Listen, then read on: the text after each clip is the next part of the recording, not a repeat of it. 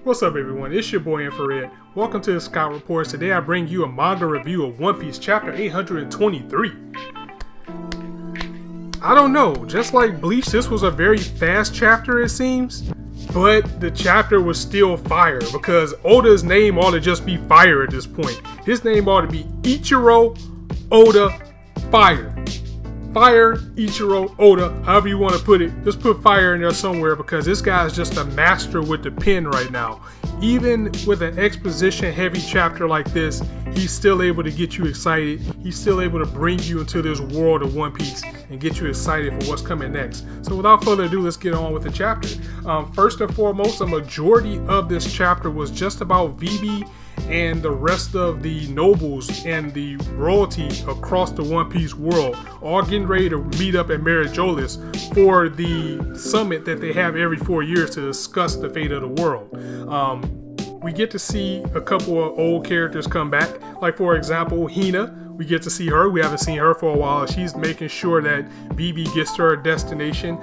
We get back to Fishman Island as this time Shirahoshi's actually going to the summit this time, and that's big news because you know the state with the fishmen, they didn't trust humans and they kept their own distance on their island and stayed away from humans. They hated humans. Ever since Luffy mopped up Hody Jones, they have a whole new outlook on life.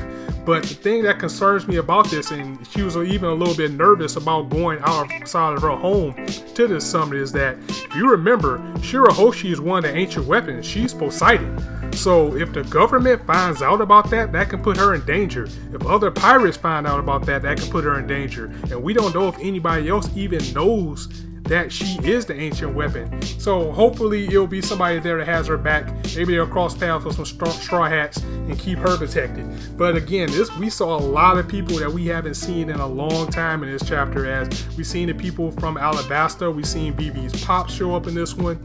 We've seen that piece of crap half brother Asabo, because he is royalty. We got to see Danchi and Zhao, but we got to go back to Dressrosa, and we got to see Viola and Rebecca and King Riku as they're heading there as well. We got Wapple from the Drum Kingdom with his crusty ass. He's going there.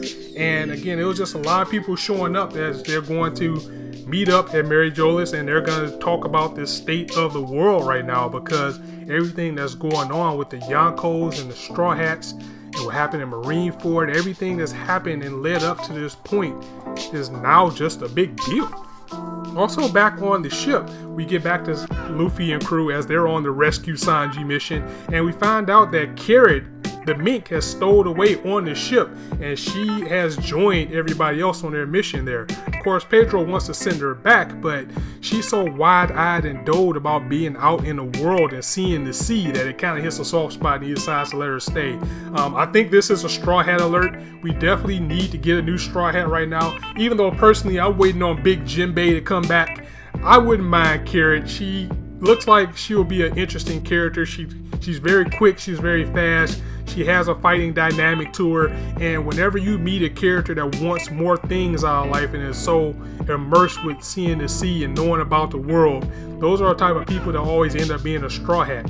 Also, I think she'll fit in with the Straw Hat just as well with her personality. I mean, when Luffy calls you crazy, you pretty much fit in. You're at home. Plus, she has that warmthness that everybody else has that she'll probably fit in as part of the family. They'll probably leave her in Luffy's care to take care of. It's a funny part in this chapter where Luffy eats one of her carrots and she snaps and just goes for the kill at him. And he's like, "Get off me, you're crazy." And then, you know, Pedro is telling her, just rubs her head. Just rub her head, you'll be okay. And when he rubs her head, she turns back to normal. It was really cute. And again, if she ends up being a Straw Hat, I wouldn't be mad at all. But I really do hope Jinbei keeps that promise, and once he's done with Big Mom, something else I can't wait to get back to, I hope he still keeps his promise and joins Luffy as well. So after that transpired, we get the biggest piece of this chapter, which was near the end. Pedro's reading a paper, and in this paper it says that the Blackbeard pirates have found the revolutionaries' base. How did this become public knowledge? I mean, Baltigo, that was supposed to be secret. Now, granted, the base was destroyed, but come on now, we know Dragon isn't defeated. Dragon and Sabo, we saw how they showed out when they showed, well, at least Sabo, how he showed out in that tournament. There's no way the revolutionaries are done, especially with all of the strongest revolutionaries supposed to be showing up. I think what happened is either they blew the base and escaped before things got too bad with Blackbeard, or they had a big fight and everything got destroyed and the revolutionaries got away. But I think the main thing that's going on here is, how did this news become public? How did it get out for the news to cover it?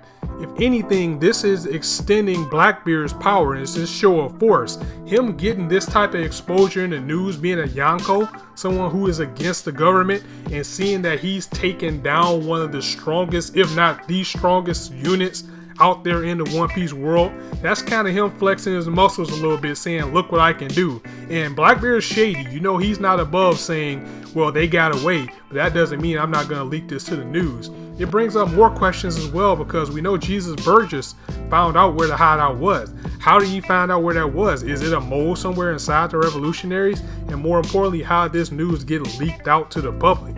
So that's where our issue ends, with, again, it being exposed where Baltigo, the revolutionaries hideout, being exposed where that is. And again, more questions, but it's just so much in One Piece that I want to get back to. I want to get back to the island and see what happened with Kaido. I want to get to Sanji and see what's going on with him. What's going on with Doflamingo and this War of Kings that he's predicting. Let's get to Marco. Let's get to everything. And with this Against the Four Emperors arc, I think we need to hold on to our seats as one of the greatest arcs in One Piece. Personally, I think since Marineford. So that was it for the chapter. Thank you guys very much. If you liked anything I had to say, go ahead and drop it a like in the bottom. And if you want to hear more, go ahead and hit the subscribe button, as I upload content for you guys almost daily. So thank you again for watching the Scout Report. As I always say, you guys can be anywhere on YouTube right now, but you chose to listen to me, and I really appreciate that. So on that note, thank you for watching once again. It's your boy Infrar-Ed with the Scout Report signing out. See you soon.